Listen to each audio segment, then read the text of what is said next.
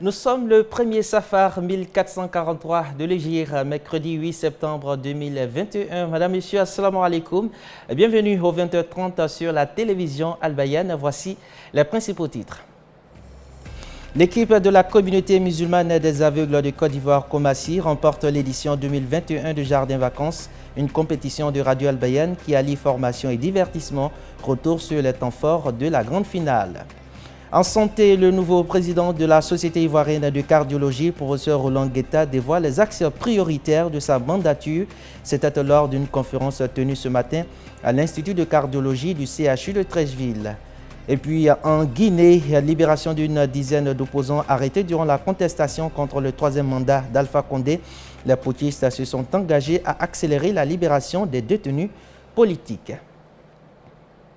Les rideaux sont tombés samedi sur l'édition 2021 de Jardin Vacances organisée par le groupe média Al-Bayan, une compétition qui lui permet de dénicher les talents chez les tout-petits. Cette édition a été remportée par l'équipe de la communauté musulmane des aveugles de Côte d'Ivoire, Komassi.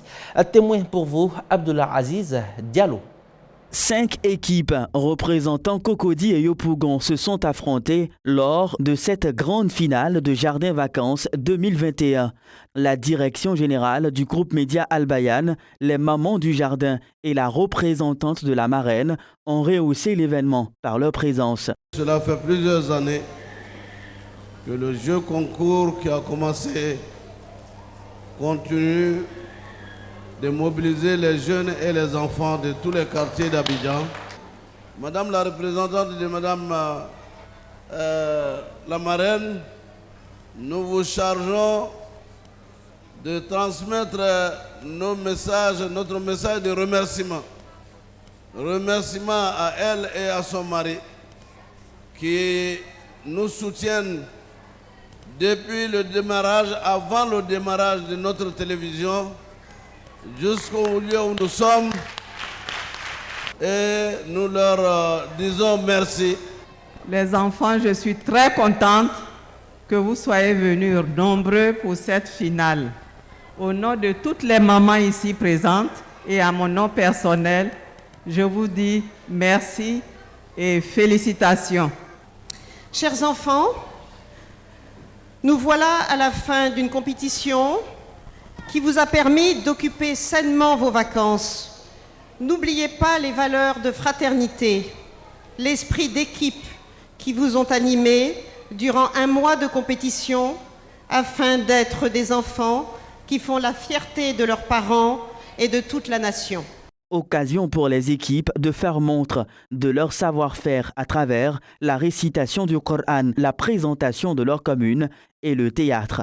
Chez nous, à Poy, c'est l'amour, la joie, le vivre ensemble et surtout la bonne bouffe. Waouh, voisin! Sans doute, Yopougon sera ma commune d'hospitalité. Nous vous remercions. Après plus de 2 heures de compétition, c'est l'équipe de la communauté musulmane des aveugles de Côte d'Ivoire, Komassi, qui a été déclarée vainqueur de la finale de Jardin Vacances 2021. Des trophées, des récompenses financières et plusieurs kits scolaires ont été offerts à toutes les équipes ayant participé à l'émission Jardin Vacances 2021. Et c'est bientôt la fin des vacances scolaires, une période mise à profit par de nombreux enfants pour approfondir leur connaissance de l'islam. Au terme de 3 mois de formation, les tout-petits de la communauté musulmane d'Angré Star ont été célébrés il y a quelques jours. Retour sur les temps forts dans ce reportage d'Alduma Bokoum, commenté par Séré Baro. C'est la mosquée CMS d'Angré qui a servi de cadre à cette cérémonie en présence des encadreurs, parents et autres invités. Après 3 mois d'apprentissage du noble Coran, de la jurisprudence et des hadiths, les enfants ont démontré leur maîtrise des enseignements reçus. Bismillahirrahmanirrahim. Wal-layli iza yahusha, wan-nahari iza tajalla. وما خلق الذكر والأنثى إن سعيكم لشتى. Selon les organisateurs, ces cours constituent, pour les enfants inscrits dans le système éducatif formel, une aubaine pour apprendre leur religion. L'objectif principal, c'est d'enseigner l'islam à nos enfants qui seront plutôt les piliers de la communauté musulmane de demain. Donc cela était un impératif pour nous de les enseigner. C'est un devoir pour nous de les enseigner. Voilà, c'est ce qu'Allah nous demande de faire. Donc nous accomplissons ça tous les jours, Inch'Allah. Les parents présents à cette cérémonie n'ont pas caché leur satisfaction. Alhamdulillah, on ne peut qu'être heureuse parce que voir des enfants qui apprennent même ce que nous-mêmes parfois on ne sait pas, on est vraiment très très contents. Donc on les encourage. Plus de 100 élèves ont participé à ces cours de vacances islamiques repartis en plusieurs niveaux. Et toujours dans le même chapitre, le Centre culturel islamique Bilal Boun Rabah a marqué la fin des cours de vacances islamiques qu'il organise à chaque fin d'année scolaire. C'était au cours d'une cérémonie au sein de la mosquée du dit centre situé dans la commune de Yopougon, Port-Boué 2. Faisons le point avec Diomande Boaké. Nous sommes dans la commune de Yopougon, à l'intersection des deux quartiers Port-Boué 2 et la cité Novalim. Là est située la mosquée Bilal Boun Rabah, connue sous le nom de mosquée Koudous, en référence à son fondateur, l'imam Idriss Koudous Koni. Depuis 3 décennies, les enfants y sont encadrés durant les grandes vacances scolaires. Chaque année, début des vacances, nous organisons des cours de vacances islamiques à la mosquée Bilal Boun Rabah. Comme nous sommes à la fin des cours, donc nous avons appelé les parents pour venir quand même voir le travail que nous avons fait durant ces vacances. Le droit à l'éducation est vital pour le développement économique, social et culturel de toutes les sociétés. Cette année, plus de 300 enfants ont pris part à cette formation religieuse en faveur de leur éducation islamique.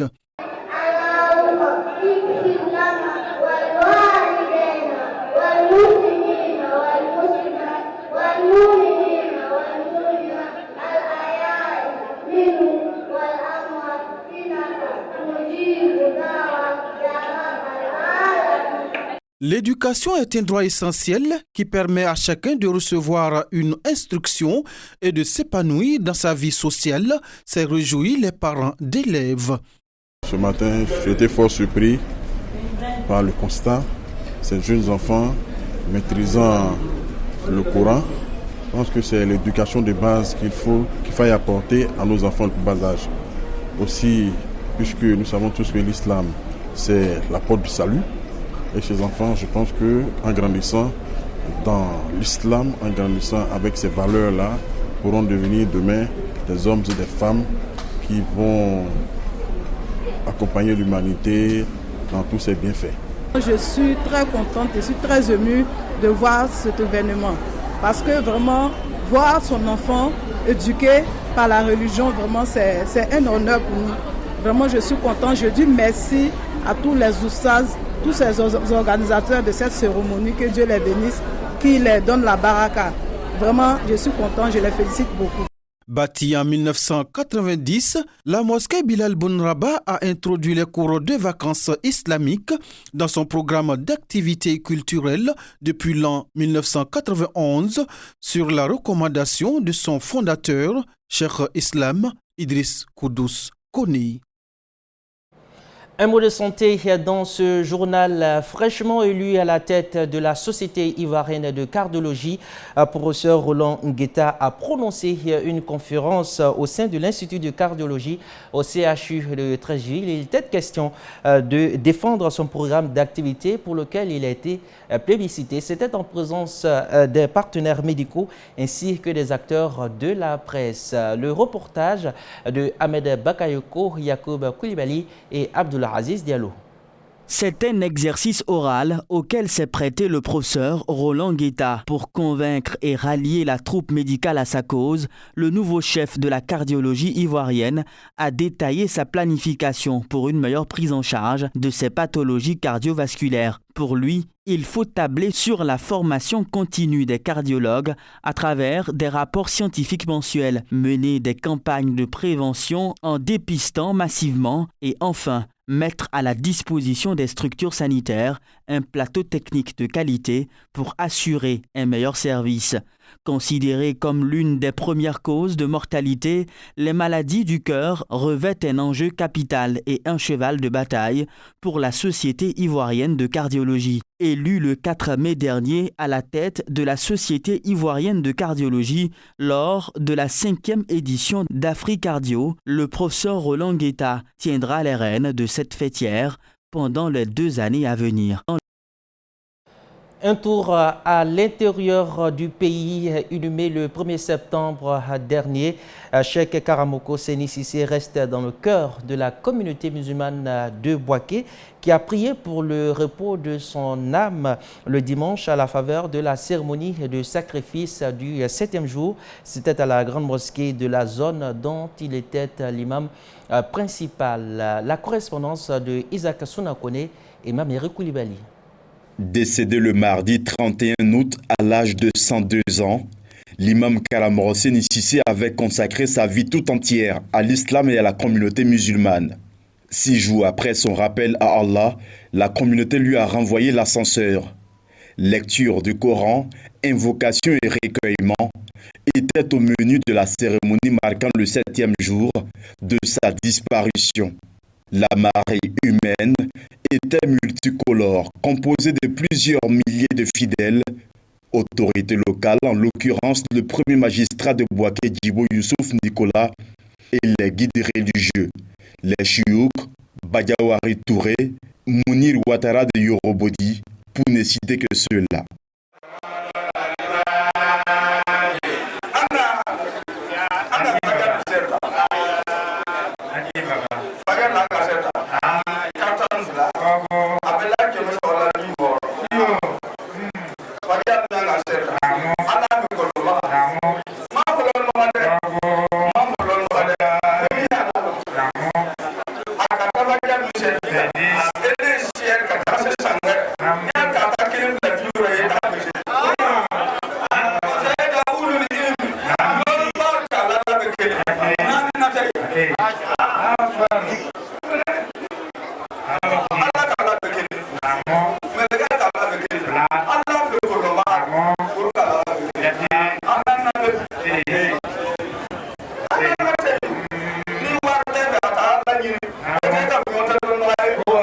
Tous sont venus témoigner, conter des anecdotes et prier pour celui qui était le premier et grand imam de la grande mosquée de la zone. Né vers 1919, Cheikh Karamoko Seni Cissé a enseigné et inspiré plusieurs générations.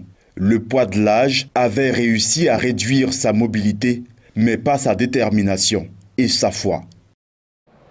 Retour ici à Abidjan, le gouvernement ivoirien a repris ses activités ce mercredi au plateau lors du Conseil des ministres sous la présidence du chef de l'État Alassane Ouattara. Cette rencontre du gouvernement a permis l'adoption de 20 mesures générales, soit 4 projets de loi et ordonnances, 16 projets de décret ainsi que des mesures individuelles avec des nominations. Un Conseil national de sécurité se tiendra demain jeudi sur la situation de la COVID-19 en Côte d'Ivoire. Je vous invite à présent à faire un tour d'horizon de l'actualité internationale africaine, un élément compilé par le bureau de la VOA Afrique.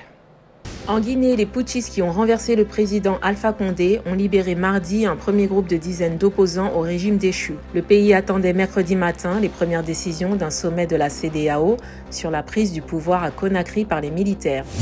Au Nigeria, plus de 40 personnes ont été kidnappées par des hommes armés dans le nord-ouest du pays, près d'une zone où l'armée a mené des frappes aériennes et des opérations contre des groupes lourdement armés. Ces groupes, appelés localement bandits, kidnappent les habitants pour obtenir des rançons. En Éthiopie, au moins 125 civils ont été tués par des rebelles tigréens dans un village de l'Amara, région du nord de l'Éthiopie, gagnée ces derniers mois par le conflit qui fait rage aux Tigrés voisins, ont indiqué mercredi des médecins. Au Cap-Vert, la Cour constitutionnelle a autorisé mardi l'extradition vers les États-Unis de l'homme d'affaires colombien Alex Saab, un proche du président vénézuélien Nicolás Maduro. Accusé de blanchiment d'argent, M. Saab, 49 ans, est accusé par les États-Unis dans le détournement de l'aide alimentaire destinée au Venezuela. Et voilà, c'est la fin de ce journal. Merci de votre aimable attention. Retrouvez cette édition sur notre chaîne YouTube et notre page Facebook. Excellente soirée sur la télévision Al Bayan. À demain, Inch'Allah.